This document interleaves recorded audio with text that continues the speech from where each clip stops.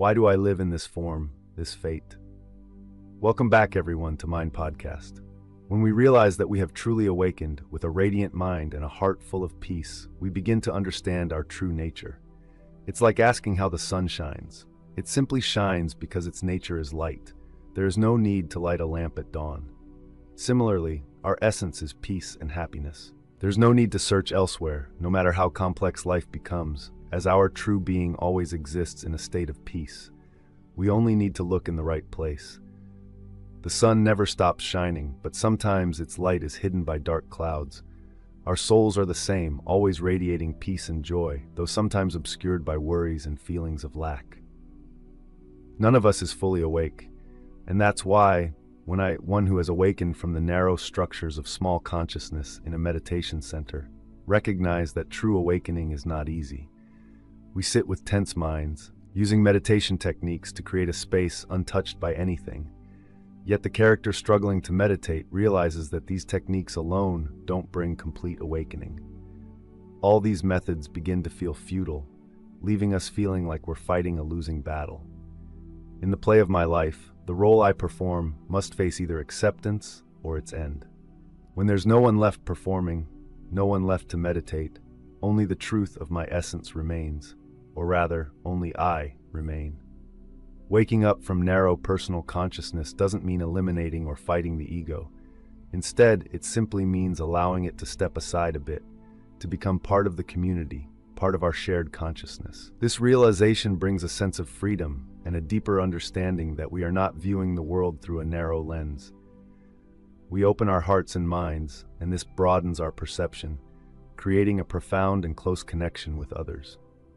Enlightenment doesn't mean becoming awakened in some grand way.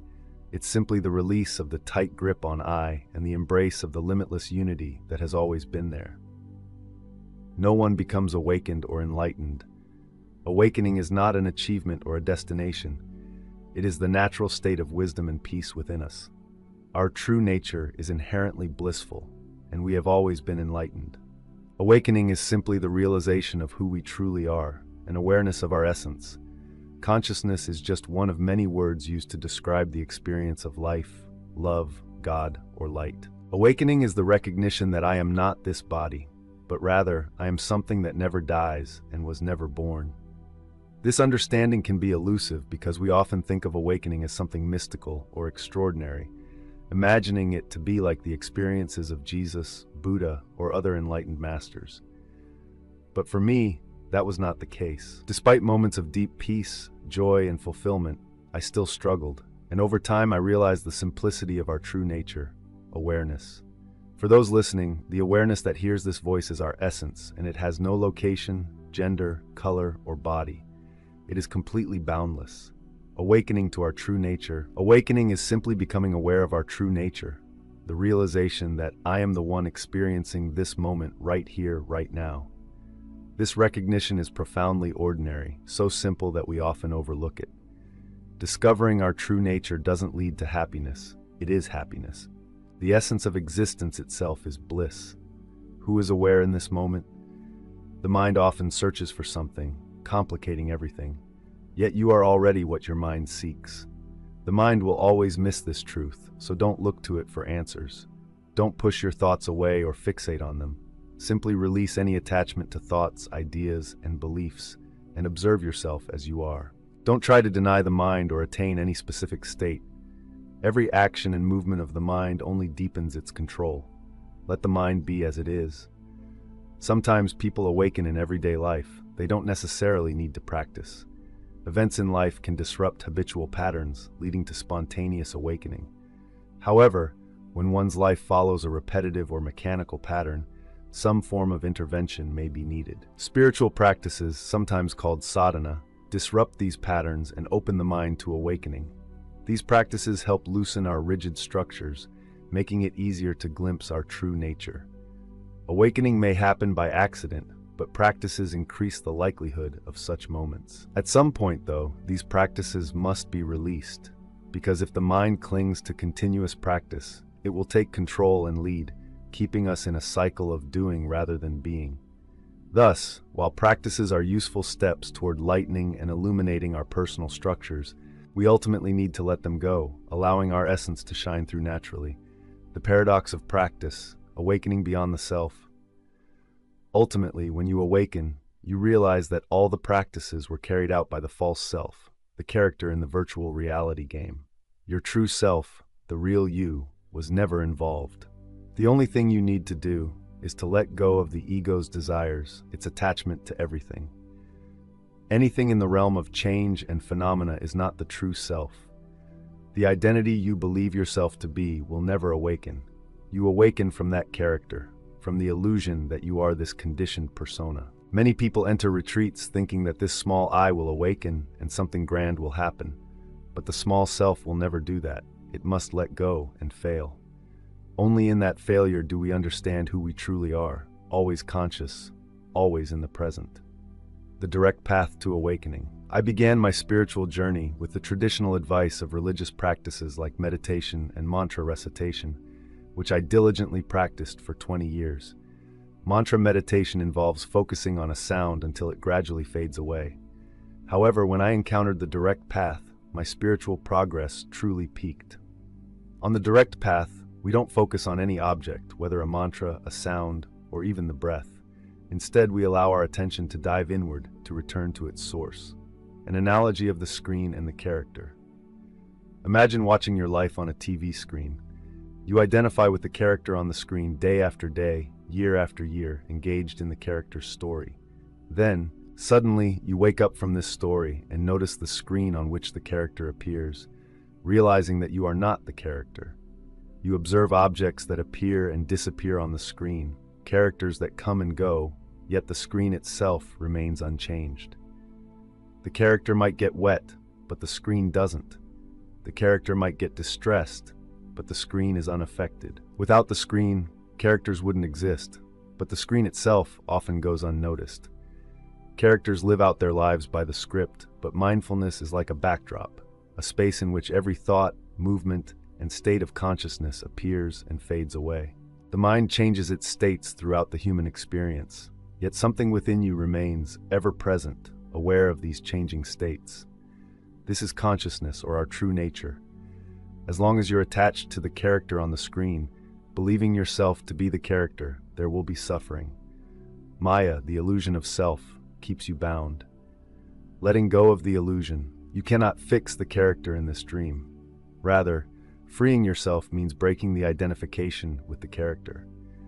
In the play of life, if you act from the character's point of view, you remain trapped in illusion.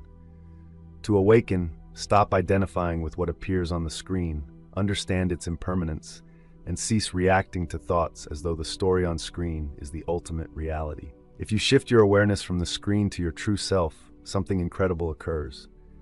You recognize the impermanence of all appearances, and in that recognition, you touch the timeless, unchanging essence of consciousness itself.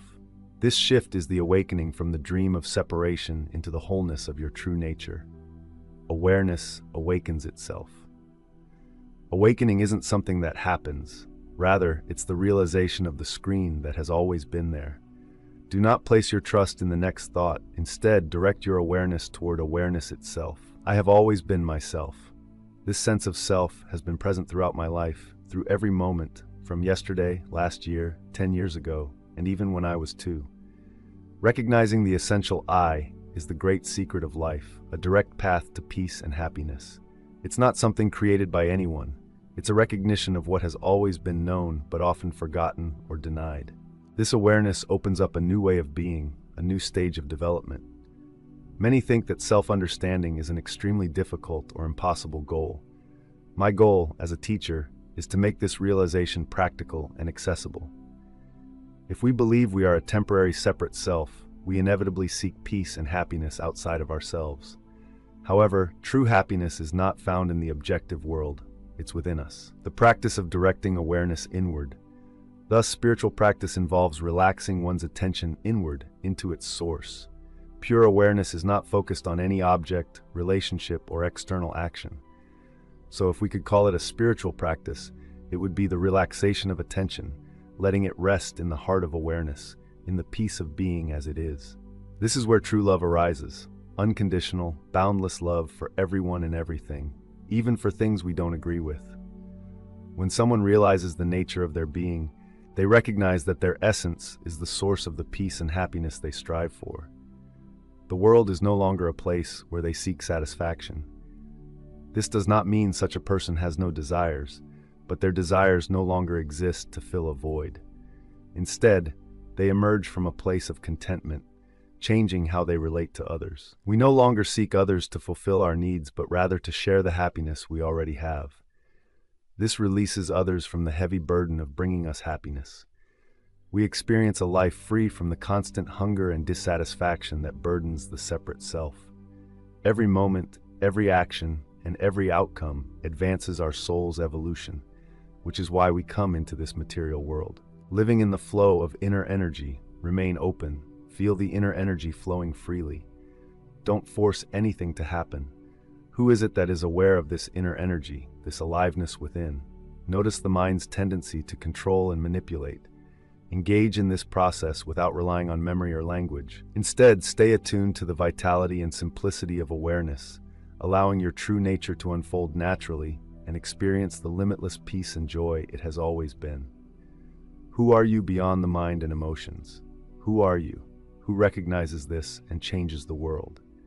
Many who hear these ideas for the first time may have never encountered the concept of self-realization. In my view, there are two types of people: those on a spiritual path, striving to be authentic, to become themselves, seeking and reaching for understanding, and others simply living their lives without ever questioning, who am I? Many believe that knowing oneself means knowing the body or understanding their identity, but truly knowing oneself means recognizing what you actually are. The ancient phrase, "Know thyself," engraved at the entrance of the Temple of Apollo at Delphi, was an invitation to humanity at the dawn of Western civilization. This highlights self-knowledge as the foundation of all civilization. Why? Because we are the center of every experience. Everything we think and feel arises within us in service to ourselves. We are the experiencer of all, the one at the heart of every action and relationship. What could be more essential than understanding the nature of this self? If we don't first know the essence of the knower, can we truly understand the nature of anything else? Awakening. From nightmare to dream. Awakening is the end of the nightmare and the entry into a profound dream. I mean that we can leave behind the nightmares we've been told about life, God, and ourselves, and step into our greatest dream. I often ask, what would your life look like if you entered the most extraordinary vision you have ever had of God, of life, and of yourself? Realizing our true nature doesn't just end our pursuit of happiness in the world, it enables us to live with an understanding that, at the deepest level, everything and everyone are one. This understanding brings compassion, justice, kindness, tolerance, and insight to society. If we abandon ego-driven approaches, our sciences, religions, politics, and economies will begin to reflect a timeless wisdom. Whether it's indigenous traditions recognizing the Great Spirit in all things, the Egyptian wisdom depicting humanity's journey from earthly attachments toward a singular divine source, or the teachings of mystics from Christianity, Hinduism, Islam, or Buddhism, those who have realized their true nature speak of conscious beings, each using the language of their culture and time to express an eternal truth. A new paradigm in science. Science is now beginning to see not merely a world of particles and unconscious fields, but a universe of conscious agents. As Nikola Tesla said, the day science begins to study non-physical phenomena, it will make more progress in one decade than in all the previous centuries of its existence. That day has arrived. Each advancement in scientific precision has revealed technology that seems like magic compared to what came before. For me, a theory of conscious agents beyond space and time will provide us with truly remarkable technologies, leading to profound shifts in our understanding of reality and our own existence. I see the world as a step toward a greater understanding of our divine nature. I view the world around me as a step toward a deeper, calmer expression of what it means to be human and to be an aspect of the divine. I don't think we have infinite time. I feel that time is running out. It's now or never. I sense we are on the right path, but there's a sense of urgency. With the opportunities available today to spread powerful and essential ideas in ways that were unavailable before, we might reach a critical mass before time runs out. But we'd be mistaken to think we have unlimited time on this planet. When each person decides to shed their conditioned self, they stop acting solely as an egoic entity, and this leads to transformation on Earth, renewing life on this planet. I believe we need to make some fundamental changes swiftly, drastically, and decisively if we want to see the future we all dream of. Can this understanding become widespread? Why not? The issues we face today aren't simply political, economic, or social. They are spiritual. They concern our commitment to higher spiritual truths. This isn't just a New Age philosophy. These ideas have existed for millennia, embodied in countless traditions and cultures, and like consciousness itself, they have always been hidden from superficial eyes. In Christianity, the Gnostic Gospel of Thomas speaks directly about our true nature. When Jesus' disciples asked him when the kingdom would come, he responded, "If you wait for it, it will not come. It will not come by saying it is here or it is there. The kingdom is not here or there." True understanding is not bound to time or space. If you are waiting for an event, a healing, an ascension, or an external energy to come, your conditioned mind is still in control, mediating your experience of the present moment. The union of samsara and nirvana. In Buddhism, it is said that samsara, the world of suffering, and nirvana, the world of liberation, are not two separate realms. When we awaken, we recognize the inherent perfection of the world as it is. Could it be that peace, freedom, and fulfillment are already here in this very moment, without the mind's interference? Perhaps all that's needed is to accept this moment as it is, without the need to change or add anything. This acceptance is not passive. It's a profound recognition that what we seek is not somewhere else or some other time. It's here and now, hidden only by our belief that we need to look for it elsewhere. What are the consequences of meditating incorrectly? You cannot skip this video if you are feeling that your life is in a repetitive cycle full of dead ends. You also shouldn't skip it if you have deep wounds inside that need healing. Meditation is a term that is very familiar to all of us, but I believe that many people still do not fully understand or understand correctly about this method. The wonderful effects of meditation are undeniable. However, not everyone is aware of the frightening side effects that meditation can bring. It can be truly dangerous for those who practice it incorrectly.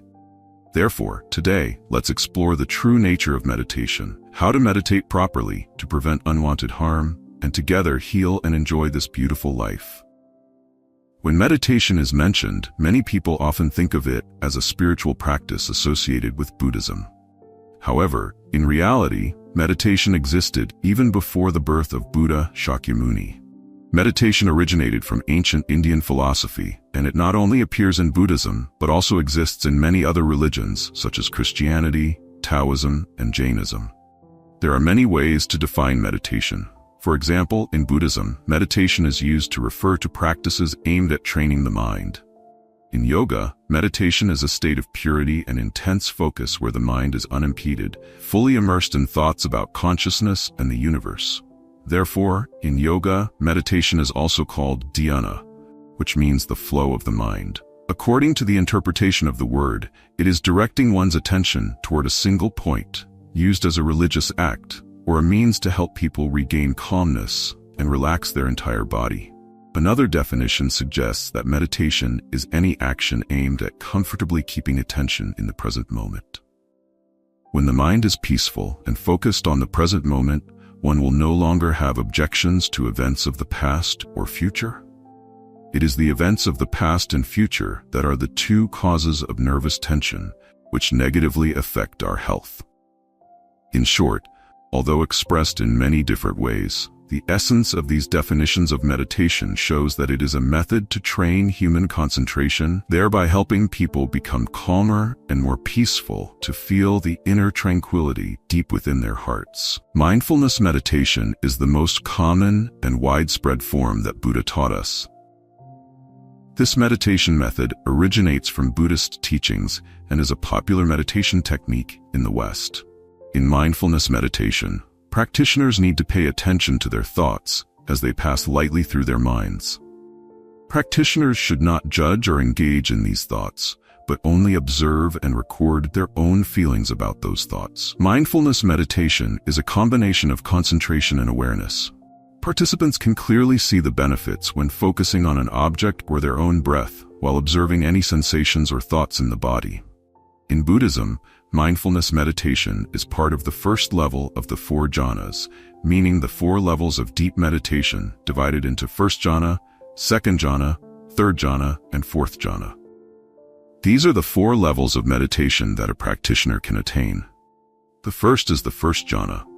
This level allows the practitioner to abandon worldly desires for the pure and complete inner peace without relying on external material desires. The practitioner remains in a state of calm and serenity. The first level of absorption, jhana, in the 4 jhanas, is the initial stage of deep concentration. Passing through this first level means that the practitioner has attained mindfulness and clear awareness, eliminating the 5 hindrances mentioned earlier. Mindfulness and clear awareness mean that we can reflect on ourselves, our way of living, and recognize the full essence of each moment in life. Mindfulness and clear awareness refer to a peaceful, serene life in everyday activities. With a clear mind that fully understands the object being encountered, aware of the task at hand. This is a form of applied meditation in daily life, manifested through mindful awareness of bodily activities. It leads to a calm, harmonious, and fluent state of mind, making all activities slow, graceful, and accurate. The 5 hindrances are 5 obstacles that cloud the mind, preventing people from seeing their own ignorance, such as desire, ill will, delusion, arrogance, and doubt. The 5 hindrances include sensual desire, ill will, sloth and torpor, restlessness and worry, and doubt. These hindrances obstruct success in meditation and prevent both body and mind from achieving peace and tranquility. 1. Desire. Desire refers to the state of seeking sensual pleasure through the 5 senses: sight, sound, smell, taste, and touch. It also includes strong desires to find pleasure in sexual activities or to pursue material wealth. Desire is a veil that clouds wisdom, making it easy for people to commit harmful acts, causing suffering for themselves and others, both in this life and the next. Additionally, vices such as gambling, indulgence in wealth, and the tragedies caused by excessive desire demonstrate the myriad forms of life's misfortunes. 2. Ill will. Ill will is the second veil in the 5 hindrances. It includes both states of anger and resentment, either expressed outwardly through rage or internally through festering hatred. A moment of uncontrolled anger can lead to serious harm, both for oneself and others. In the long term, anger can lead to mental illnesses such as depression, insanity, or cardiovascular problems. This shows how dangerous ill will can be, comparable to desire, as it can cause unforeseen consequences. To eliminate anger, one must cultivate love and compassion. A program for a specific object. Once you know how to love others as you love yourself, you will reduce the anger directed at you from others. 3. Sloth and torpor. Sloth and torpor are the 3rd hindrance, representing the heaviness of the body and the dullness of the mind, which cause a loss of agility and enthusiasm. People become stagnant and despondent. This also refers to feelings of fatigue, sluggishness, laziness, and sleepiness. 4. Restlessness and worry. Restlessness refers to a state where the mind and body are always in agitation, with no rest or peace, leading to fidgeting or wandering thoughts. Worry refers to constant regret and remorse over past mistakes, which directly impacts one's present life. 5. Doubt. Doubt is skepticism, a large veil that obstructs one from seeing the truth. The mind is constantly filled with confusing questions about one's own abilities. Thus, the first level of the 4 jhanas helps the meditator achieve mindfulness and awareness, eliminating the 5 hindrances from the mind. How quickly one reaches the first level of jhana depends on individual diligence in meditation practice. The second jhana. The second level of the 4 jhanas is known as the second jhana. At this level, the meditator becomes familiar with the concept of eliminating applied and sustained thought to enter the second jhana. So, what does eliminating applied and sustained thought mean? In Sino-Vietnamese, elimination here does not mean to kill, but to remove or discard. Applied thought refers to directed thinking, while sustained thought refers to continued mental engagement. To eliminate applied and sustained thought means to rid oneself of desire, satisfying the intellect to enter the second jhana. To do this, one must apply right thought, nyaya vitarka. Right thought, also known as right reflection, is a Buddhist term that refers to the correct way of perceiving things and phenomena. According to Buddhist philosophy, it is a state of consciousness that arises due to the interaction between the senses and their corresponding objects, leading to the emergence of thoughts or a chain of thoughts. According to Buddhism, consciousness arises and operates as a result of the contact between the senses and their objects. This is called applied thought or arising of the mind. Typically, applied thought or arising of the mind occurs in two directions, wholesome or unwholesome, depending on each person's habitual tendencies. If a person is still heavily influenced by desire, anger, and ignorance, their consciousness will arise in an unwholesome direction, referred to as unwise attention or misdirected mind. In contrast, a person not heavily influenced by these defilements will have a more wholesome mind. The fourth jhana. This is the final and highest level of the four jhanas, in which one achieves a state of equanimity, free from both pleasure and pain, and experiences a mind of purified mindfulness. To attain this state, one must focus entirely on a single object, such as the breath, using methods that direct the mind towards stillness. Through this, one can reach a state of equanimity, free from both pleasure and pain, and experience purified mindfulness, leading to the desired result. Pleasure and pain refer to bodily sensations, while joy and purified mindfulness are mental sensations. Thus, abandoning joy, equanimity, and the cessation of pleasure, pain, and purified mindfulness means abandoning bodily and mental sensations. Those who enter the fourth jhana experience complete stillness of both body and mind, with no movement or disturbance. In order to achieve this, the breath must be completely stilled. The practice of meditation has seen a significant surge in the past decade, with countless apps and guided products now available. It is increasingly seen in schools, workplaces, and even on street corners. However, recent studies have shown that mindfulness meditation can promote self-centeredness and a lack of empathy. Psychologist Hillspan and Dr. Make have also confirmed that the practice emphasizes thoughts about personal work rather than improving life for others. The framework of mindfulness draws heavily from Buddhism, using techniques practiced by Buddhists. However, mindfulness itself is not a philosophy. It is a form of meditation that encourages you to live in the present moment rather than dwell on the past or worry about the future. In essence, it teaches you how to live in the present. Living in the present can be quite challenging in the fast-paced modern world, where we often function like machines with little awareness of our experiences from moment to moment. When this technique was first developed to reduce stress, abbreviated as MBSR, mindfulness-based stress reduction, it was implemented as an 8 to 10 week program, with each session lasting about 2.5 hours. Sometimes there would be a full-day weekend retreat in a group setting, accompanied by homework assignments, usually meditation, mindfulness exercises like yoga, or using MBSR techniques in daily stressful situations. Thus, mindfulness for health and happiness is a skill that truly needs to be developed like any other skill. Mastering mindfulness is a gradual process that can take effort. If you can take time to practice daily, it can truly become part of your life and won't feel like a chore.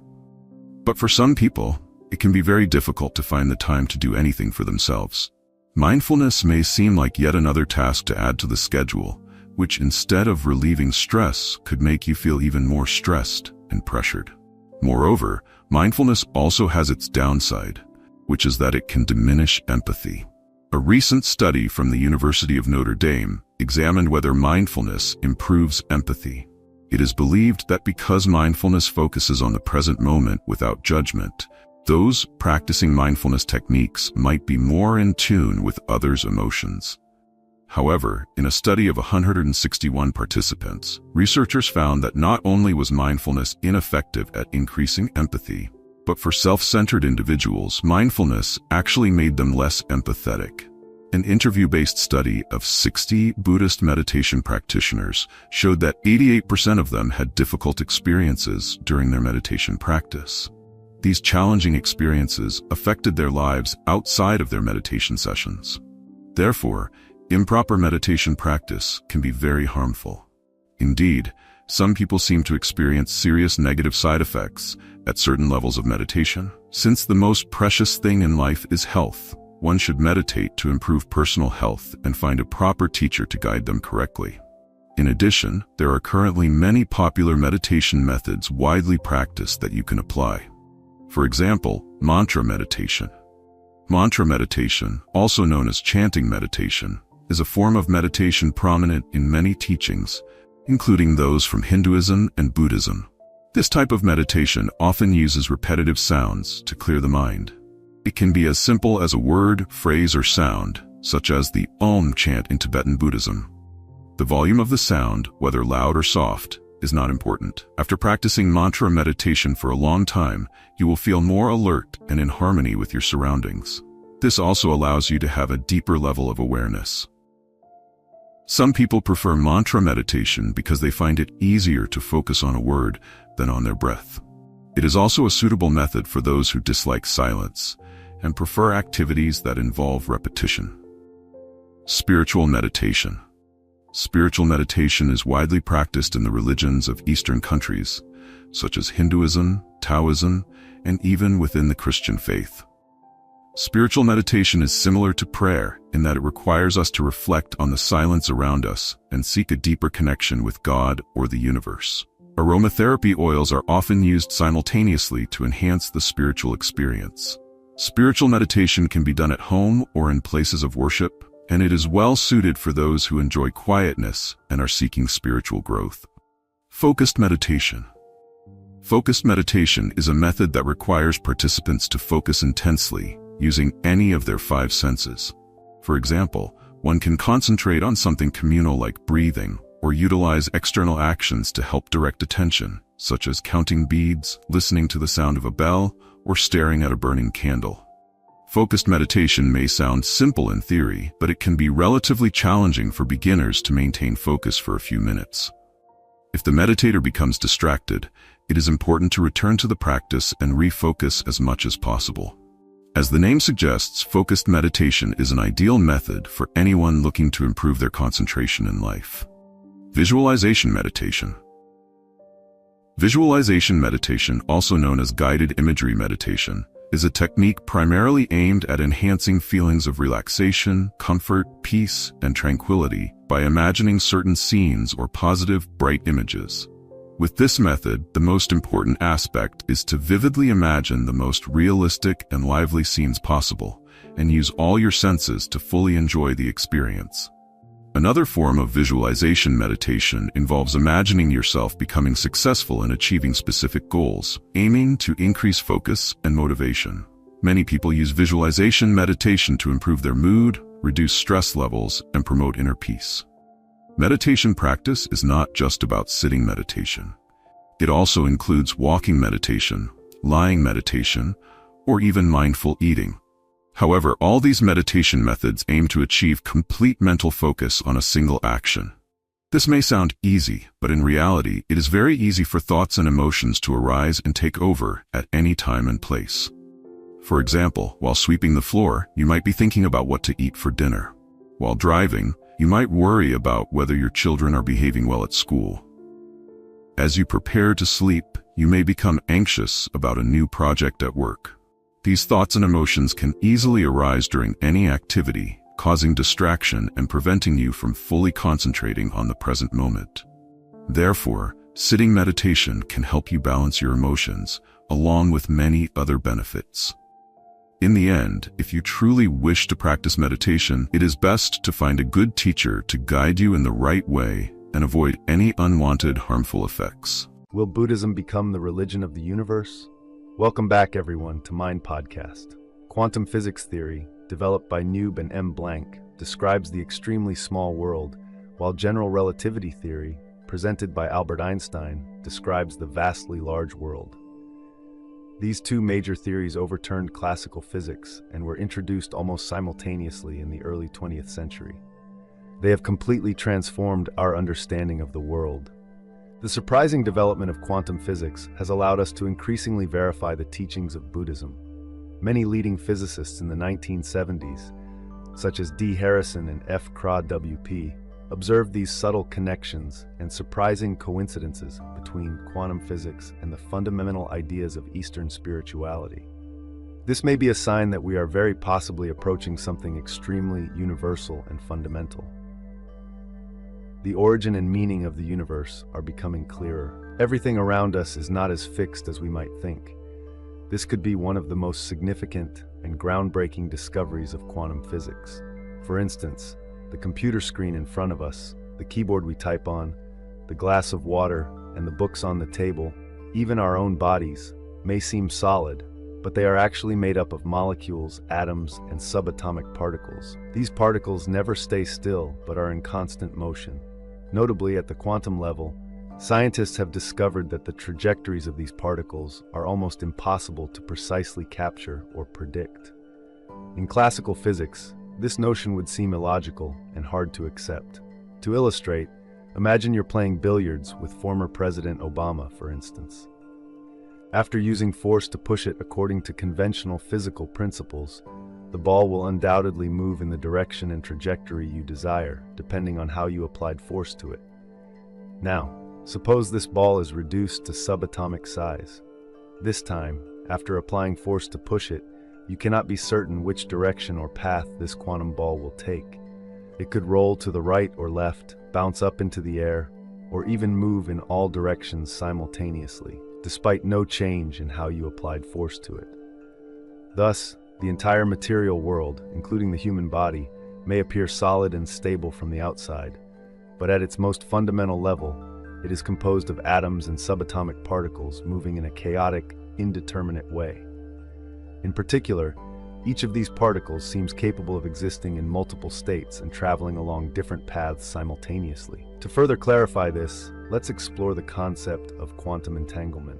This concept, though initially difficult to understand, simply refers to the existence of a link, relationship, or entanglement between particles at the quantum level that scientists have yet to explain. According to this theory, two electrons, even when separated by vast distances, one at the North Pole and the other at the South Pole, for instance, will immediately affect one another when we act upon any electron in the pair, even though there is no apparent connection between them. It is as if these electrons have the ability to interact and exchange information from afar. A romantic, everyday example that may help you grasp this concept is telepathy between couples. Let's name this couple Sun and Tao. Although Sun lives in Saigon and Tao in Hanoi, they are not emotionally distant. Due to their supposed telepathic bond, whenever Sun feels sad, Tao immediately senses it, despite not knowing what he is going through, and vice versa. Their friends even believe that if they want to change Sun's opinion about something, they only need to influence Tao, and the connection between the two will complete the rest of the task. Could Sun and Tao be experiencing a relationship said to be a karmic bond? At the quantum level, particles seem to always be connected. However, at a larger than quantum scale, this effect appears to dissipate. The material world is extraordinarily variable and transformative at the quantum level, yet when we observe it at the everyday human level, these characteristics nearly disappear. Scientists call this phenomenon quantum decoherence. In this, any quantum system, such as electrons, when exposed to environmental influences or external agents like observers or measuring instruments, which are also quantum systems, will have its quantum characteristics disrupted and eventually fade away, forcing the system to follow conventional physical principles. This decoherence phenomenon remains a controversial topic in science, but at least it allows us to conclude that the larger the scale, the more the indeterminate, chaotic nature of any system diminishes. This conclusion holds even when comparing large systems. For example, consider the difference between the chaotic traffic system on Saigon's streets and the orbital paths of planets in the solar system. It's easy to see that vehicle trajectories on city streets exhibit far more randomness than the planet's orderly orbits. On a larger scale, the Sun itself also moves around the center of the galaxy, albeit at a slower pace. While Earth takes 1 year to orbit the Sun, our Sun takes around 200 to 250 million years to complete one orbit around the galactic core. Similarly, if you observe a section of the city from a tall building, you'll witness a chaotic scene filled with people, cars, dogs, and cats moving in various directions. However, imagine standing on the moon and looking down. You'd see only a serene blue planet, gently rotating on its axis. This interconnectedness of phenomena aligns with Buddhist philosophy, which teaches that every object and phenomenon arises from various causes and conditions. All things and events are interdependent. This view implies the interdependence of all dharmas, where nothing serves as its sole cause. Another implication is the holistic, indivisible nature of reality in the universe. Modern physics is advancing toward a similar perspective, showing us that we are all stardust, sharing the same history in the cosmos with flowers, animals, and all other life forms across time and space, all interdependent. The core message of science, particularly quantum mechanics, is that there is a deeper reality beyond what our senses perceive, a hidden reality. Science and Buddhism converge in this view, albeit through different approaches. Science uses the language of mathematics and experimental verification, while Buddhism relies on intuition and spiritual experience. Buddhism would still exist without science, and science would continue to develop without Buddhism. There is no need to force the two together. Rather, the goal is to recognize the consistent parallels between them. Both address the same subject, reality, and each is consistent within its own scope. There is room to explore the points of convergence between science and Buddhism. Modern physics also shares Buddhism's view of the emptiness of all things, often referred to as emptiness. Matter is composed of atoms, which can essentially be described as empty, with particles in constant motion. Quantum mechanics states that the fundamental particles of all matter have dual properties. They can be both particles and waves. Before observing these particles, each can only be described by a probability. The only thing we can know about a particle is the probability that it will appear in one place or another. When we use instruments to measure, each particle has a position and velocity, but these are constrained by Heisenberg's uncertainty principle, making it impossible to know both properties precisely at the same time. In the small world within atoms, the observer's actions immediately affect the observed object. Modern science still doesn't fully understand what matter in the universe truly is. We only know about 4% of the universe, while the remaining 96% remains unknown. The visible galaxies and celestial formations we see in the sky represent only about 0.5% of the universe. The rest is an enigmatic melody. Physicists have proposed the existence of dark energy, which contributes to the formation of the universe, and dark matter, which has a strong gravitational pull but emits no visible light. We know nothing definitive about dark matter or dark energy, only that without them, it would be difficult to explain the universe's creation and existence. Scientists have yet to find the boundary where the macrocosmic universe meets the microcosmic world of quantum particles, governed by the uncertainty principle. But at the vast scale of the universe, this principle no longer holds. Each day, researchers continue pushing the frontiers of the quantum world, unveiling new horizons. All matter, including our bodies, was first formed when stars emerged nearly 4 billion years ago. The stardust gradually transformed, creating the first elements of life and eventually evolving into human beings. The ancestors of all life forms, including us, were stars. The history of the universe is also our biography, beginning 14 billion years ago and eventually leading to the emergence of human consciousness, which seeks to understand the cosmos as a way of exploring our origins. Observing galaxies is also a way of observing ourselves. We can see hundreds of billions of galaxies like the Milky Way, each containing hundreds of billions of stars like the Sun. If each of those stars has a few planets like Earth, it seems inconceivable to think Earth is the only planet with life. There must be other intelligent life forms beyond Earth, also observing the universe.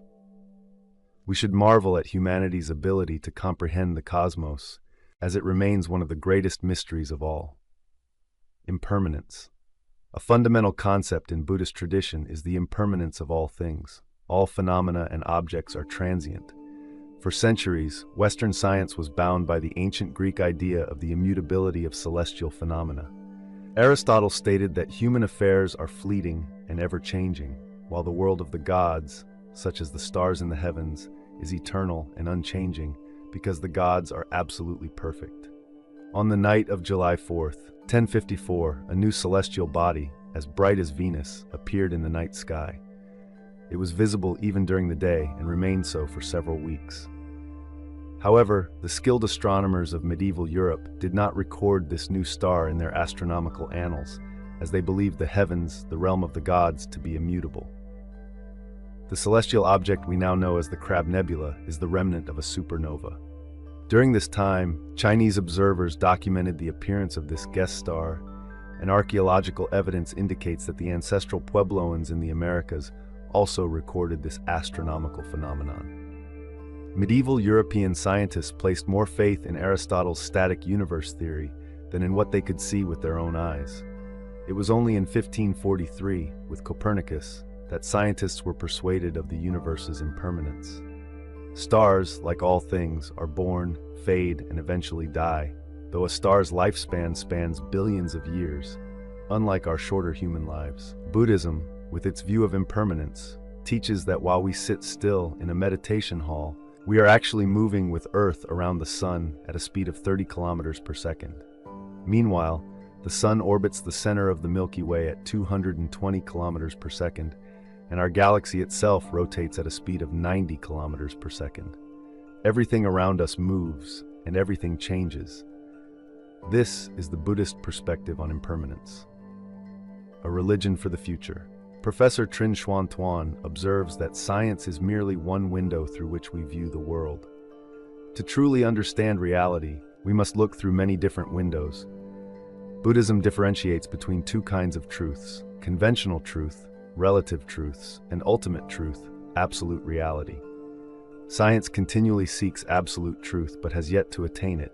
Each answered question only brings forth thousands more. With spiritual experience and enlightenment, we hope to perceive truth, but without it, reality remains a mysterious melody. Spiritual experience complements science by offering an alternative path. Although based on different reasoning systems, Buddhism and cosmology converge on many points.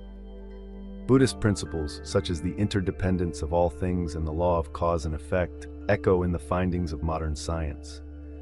Everything is interconnected, and all phenomena arise from causes and conditions shared across the cosmos. On emptiness and impermanence, the Buddhist concepts of emptiness and impermanence align closely with conclusions drawn by researchers in cosmology. The interdependence of all things in the universe encourages us to recognize that each individual's happiness is linked to others and the world around us. This realization inspires compassion and a sense of responsibility to protect both living beings and non-living elements in our environment. No one can be truly happy if those around them are unhappy. This is a lesson taught by many religions. Albert Einstein once said that the religion of the future would be a cosmic religion, grounded in experience and free from dogma. If any religion aligns with the needs of modern science, it is Buddhism. Some Buddhists, like Mathieu Ricard, have demonstrated through experiments using functional MRI that regular and focused meditation can change brain structures, increasing activity in areas associated with positive behavior. Thus, consciousness has the capacity for self-learning and self-modification, with the brain as its foundation. Equanimity and letting go are key answers to the anxiety and stress that characterize our society, helping mitigate the harmful impact of conflicting emotions on our psychological balance. Light, as an electromagnetic wave, has a fixed speed, though incredibly fast. This leads to a crucial implication: the concept of illusion, as emphasized by Buddhist philosophy. When we look at an object or person, we are always seeing it in the past because light takes time to travel from one place to another and for our eyes to capture photons. This gives us the illusion of seeing stars in real time, while in reality, they may have already disappeared. This illusion is reinforced by the fact that our brain interprets these signals, reconstructing an image of what it perceives. Magicians understand this phenomenon well and use it to make us believe in the reality they create. Illusions dominate our world, and few things are as unreliable as eyewitness accounts in a police investigation, for instance. Only by continuously training our mind through meditation, increasing focus, and observing closely can we begin to free ourselves from these illusions and glimpse the true nature of things. The origin of existence also gives us an opportunity to compare Buddhist and scientific thought. Indeed, physical laws and approximately 20 physical constants that permit life in the universe are remarkably precise and finely tuned in relation to each other. Such precision defies explanation. For instance, if the mass of a proton or the electric charge of an electron were even slightly different, life on Earth would not be possible. Buddhist teachings naturally explain this phenomenon through the concept of interdependent origination and through self-regulating streams of consciousness within a universe without a beginning or an end. The Big Bang Theory, which implies a beginning, seems to conflict with this view. However, the theory encounters a singularity at its origin, where familiar physical laws break down. After this brief exploration of the connections between quantum physics and Buddhism, we can say that science and spirituality complement rather than contradict each other. Both aspects are entirely essential for humanity and future development. Buddhist philosophy, through its practicality and simplicity, provides a natural spiritual framework for the advancement of modern science. Every day, science reveals that the power of thought and the experiential teachings of people who lived 2,500 years ago remain incredibly relevant. Perhaps these insights will allow humanity to free itself from its own bindings and illusions, ultimately leading to serenity, happiness, and peace. The Buddha's prophecy of the Dharma ending age, a horrifying future. Welcome back, everyone, to Mind Podcast. The Buddha proclaimed the Sutra of the End of the Dharma. The Dharma is profound, very deep. It is difficult to seek in 100,000 kalpas. Now that I hear, see, and recite it, I vow to understand the wondrous meaning of the Tathagata.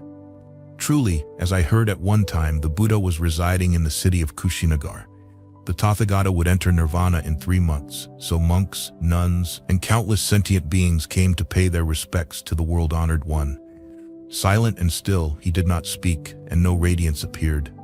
Venerable Ananda respectfully bowed and asked, "World-honored one, up until now, whenever you have taught the Dharma, your majestic light has naturally appeared. But today, in this great assembly, we do not see that radiance emanating from you. Surely there must be a reason. We wish to hear your teachings, world-honored one." The Buddha remained silent, not answering until Ananda requested 3 times. Then, the Buddha said to Ananda, "After the Tathagata enters nirvana, when the teachings begin to decline, during the corrupt age of the 5 defilements, the demonic path will flourish. Demons will transform into monks to distort and destroy my teachings. They will wear worldly clothes, favoring beautiful and colorful garments, drink alcohol, eat meat, kill living beings, indulge in tastes, lack compassion, and harbor anger and jealousy toward one another. At that time, there will be bodhisattvas, praekabuddhas, and arhats who are highly respected and diligently cultivate virtue, receiving the respect and hospitality of the people. They will teach the Dharma equally, often helping the poor, caring for the elderly, rescuing those in desperate situations, and encouraging people to revere and protect the sutras and images.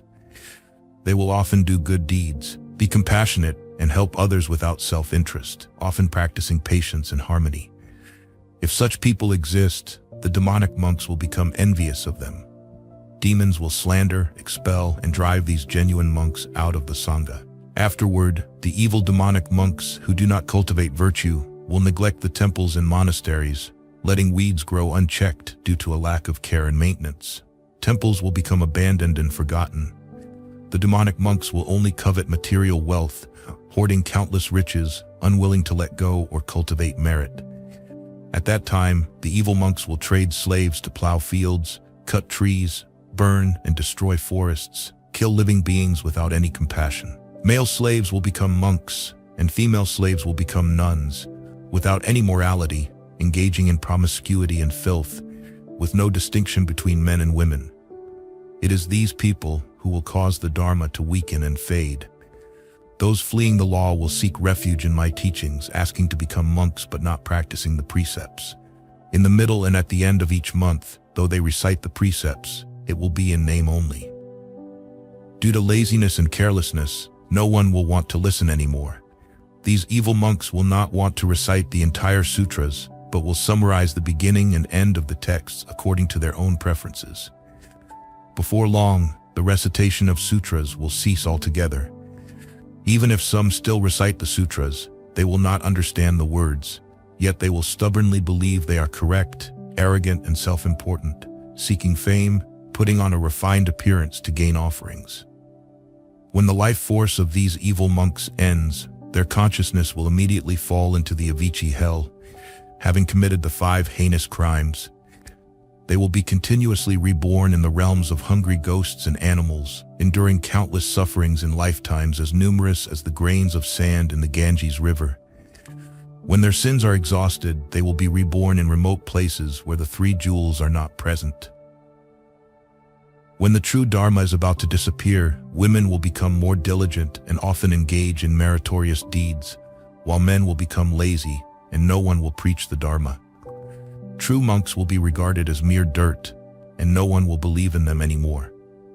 As the true Dharma is about to decline, the deities of the sky will begin to weep, rivers will dry up, and the 5 grains will not ripen, leading to famine and frequent epidemics, causing countless deaths.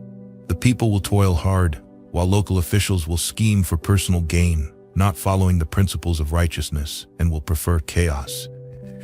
Evil people will increase in numbers like sand in the ocean, while good people will be very few, perhaps only 1 or 2. When the end of the age approaches, the cycles of the sun and moon will shorten, and human lifespans will decrease. By the age of 40, people will have gray hair, and men, exhausted by lust, will die young, often before the age of 60. As male lifespans decrease, female lifespans will increase, reaching 70, 80, 90, or even 100 years. The great rivers will rise unusually high, not following natural cycles, but people will not notice or care. Extreme weather will be considered normal. People of mixed races will intermingle, with no distinction between the noble and the lowly, drifting and sinking like fish and turtles searching for food. At that time, bodhisattvas, pratyeka Buddhas, and arhats will be driven away and expelled by demons, no longer participating in the assemblies. The teachings of the 3 vehicles will still circulate in remote areas. Practitioners will still find peace and have long lifespans. The deities will protect them, and the moon will shine upon them. The teachings of the 3 vehicles will have the opportunity to integrate, and the true path will flourish. However, within 52 years, the Shurangama Sutra and the Pratyutpana Samadhi Sutra will be the first to be altered and then disappear. The 12 divisions of the scriptures will gradually be lost until they are completely destroyed and never appear again. The scriptural texts will no longer be known, and the robes of monks will turn white. When my teachings are about to disappear, just as a lamp burns brightly for a moment before it goes out, the true Dharma will briefly shine before it fades. After that, it is difficult to say what will happen. This period will last for 10 million years. When Maitreya is about to manifest in the world as the next Buddha, all lands will be completely peaceful. Toxic gases will be eliminated, rain will fall regularly and abundantly, the 5 grains will flourish, and trees will grow lush and tall, with humans reaching a height of 8 cubits, about 24 meters. The average human lifespan will reach 84,000 years. The number of beings who are saved will be beyond calculation. Ananda asked the Buddha, "World-honored one, what should we call this sutra, and how should we uphold it?" The Buddha replied, "This sutra is called the Sutra of the End of the Dharma. Teach everyone to widely disseminate this sutra. The merits of those who spread this sutra are immeasurable and cannot be counted." When the 4 assemblies of disciples heard this sutra, they were all deeply saddened and sorrowful. Each one made a vow to cultivate the path to attain the highest level of sainthood. They respectfully bowed to the Buddha and then withdrew. These are the words of prediction from Shakyamuni Buddha about the Dharma-ending age. The Buddha's teachings in the Sutra of the End of the Dharma are considered a classic work in Buddhism. According to most views, this work was translated during the Liu Song dynasty. In the Sutra of the End of the Dharma, the prophecy of Shakyamuni Buddha regarding the changes that would occur after his entry into nirvana is recorded. At that time, in Kusinara of ancient India, many devotees and laypeople gathered around Shakyamuni Buddha. However, even though sentient beings joined hands in worship, he remained silent, saying nothing, and the radiance did not appear. This was completely different from before. Previously, when Shakyamuni Buddha attained enlightenment under the Bodhi tree and taught the Dharma for 49 years, the Buddha's radiance would always appear. Venerable Ananda, one of Shakyamuni Buddha's 10 great disciples, was puzzled and asked the Buddha the reason. However, after 3 requests, Shakyamuni Buddha finally gave an answer. Part of the content of his answer is mentioned in the Sutra of the End of the Dharma. He said that after he left the world, it would be the Dharma ending age, because the Dharma he transmitted would decline and perish. Being a great enlightened being with profound wisdom, he understood the fate of the Dharma he had taught. The Sutra of the End of the Dharma records, "In the future, monks will not cultivate morality. Temples and monasteries will be deserted and neglected, only seeking wealth, hoarding without giving, and not creating true merit. Some will even begin trading slaves, forcing them to plow fields and collect heavy taxes. Additionally, they will burn forests and harm living beings without any compassion."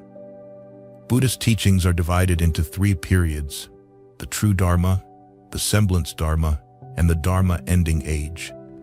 These periods are recorded differently in various sutras. However, most ancient sages tend to follow the theory that the true Dharma lasts 500 years, the semblance Dharma lasts 1,000 years, and the Dharma ending age lasts 10,000 years. Regarding this matter, different sutras and treatises provide varying records, resulting in 4 different theories. The Great Compassion Sutra states that the true Dharma lasts 1,000 years, the semblance Dharma 1,000 years, and the Dharma ending age 10,000 years. Meanwhile, the miscellaneous Agama Sutra and the Vinaya of Heaven's Vision only mention that the true Dharma lasts 1,000 years without discussing the semblance or Dharma ending age. The Mahayana Repentance Sutra notes that the true Dharma and the semblance Dharma each last 500 years.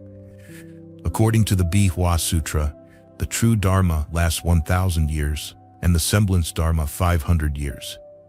The Great Collection Sutra and Mahakashyapa Sutra suggest that the true Dharma lasts 500 years, the semblance Dharma 1 year. However, from ancient times to the present, the majority of Buddhist masters have agreed that the true Dharma lasts 500 years, the semblance Dharma 1,000 years, and the Dharma ending age 10,000 years. According to the Great Compassion Sutra, during the true Dharma period, true means attained. Even though the Buddha has passed away, the rituals remain unchanged. When there are teachings, practice, and those who attain realization, this is called the true Dharma period, also known as the period of solid meditation. During the semblance Dharma period, semblance means symbolic. Although there are teachings and practice, the number of those who attain realization is very few. Therefore, this period is also known as the period of solid temples. During the Dharma ending age, ending means decline, also known as the period of solid conflict. During this time, the Dharma becomes weak. Although the teachings remain, there is no practice and no one attains realization. As mentioned earlier, during the true Dharma period, even though the world-honored one has entered nirvana, the rituals have not changed, so there are teachings, practice, and many who attain realization. Meanwhile, semblance means resembling. Therefore, during the semblance Dharma period, the teachings are only a resemblance, and the rituals are flawed. In the Dharma ending age, meaning decline, the teachings decline, so even though the teachings remain, very few practice correctly or attain realization. The explanation of the Human King Sutra summarizes these 3 periods with the following statement. There is teaching, practice, and realization called the true Dharma. There is teaching, practice, but no realization called the semblance Dharma. There is teaching but no practice or realization called the Dharma ending age. Abnormal changes occurring in society. First, irregular water and drought. The 5 grains do not ripen, epidemics spread, and people die from illness. This is explained as frequent climate change and natural disasters, causing crops to fail and epidemics to claim many lives. Second, the increase in evil people like the sand in the ocean, while good people are very few, perhaps only 1 or 2. Third, when the kalpa is about to end, the rotation of the sun and moon shortens, and human lifespans decrease. People will have gray hair at 40, and men, exhausted by lust, will have short lives, often not living past 60. As male lifespans decrease, female lifespans increase, reaching 70, 80, 90, or even 100 years. Large floods will rise suddenly, unpredictably, and people will not talk about it, considering it normal. Mixed races will intermingle, with no distinction between the noble and the lowly, floating and sinking like fish and turtles searching for food. During this time, the true monks will be regarded as mere dirt, and no one will believe in them anymore. When the true Dharma is about to disappear, the sky deities will begin to weep, rivers will dry up, the 5 grains will not ripen, and epidemics will frequently occur, claiming countless lives.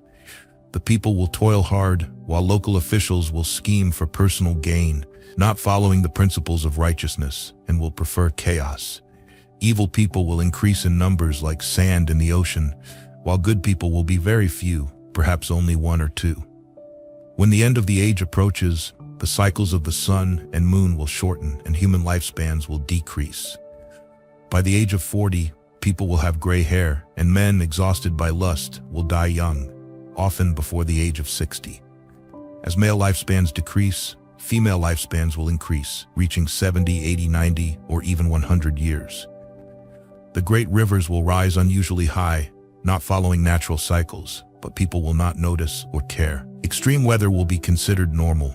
People of mixed races will intermingle, with no distinction between the noble and the lowly, drifting and sinking like fish and turtles searching for food. At that time, bodhisattvas, pratyeka buddhas, and arhats will be driven away and expelled by demons, no longer participating in the assemblies. The teachings of the 3 vehicles will still circulate in remote areas. Practitioners will still find peace and have long lifespans. The deities will protect them, and the moon will shine upon them. The teachings of the 3 vehicles will have the opportunity to integrate, and the true path will flourish. However, within 52 years, the Shurangama Sutra and the Pratyutpana Samadhi Sutra will be the first to be altered and then disappear. The 12 divisions of the scriptures will gradually be lost until they are completely destroyed and never appear again. The scriptural texts will no longer be known, and the robes of monks will turn white. When my teachings are about to disappear, just as a lamp burns brightly for a moment before it goes out, the true Dharma will briefly shine before it fades. After that, it is difficult to say what will happen. This period will last for 10 million years. When Maitreya is about to manifest in the world as the next Buddha, all lands will be completely peaceful. Toxic gases will be eliminated, rain will fall regularly and abundantly, the 5 grains will flourish, and trees will grow lush and tall, with humans reaching a height of 8 cubits, about 24 meters. The average human lifespan will reach 84,000 years. The number of beings who are saved will be beyond calculation. Ananda asked the Buddha, "World-honored one, what should we call this sutra, and how should we uphold it?" The Buddha replied, "This sutra is called the Sutra of the End of the Dharma. Teach everyone to widely disseminate this sutra. The merits of those who spread this sutra are immeasurable and cannot be counted." When the 4 assemblies of disciples heard this sutra, they were all deeply saddened and sorrowful. Each one made a vow to cultivate the path to attain the highest level of sainthood. They respectfully bowed to the Buddha and then withdrew.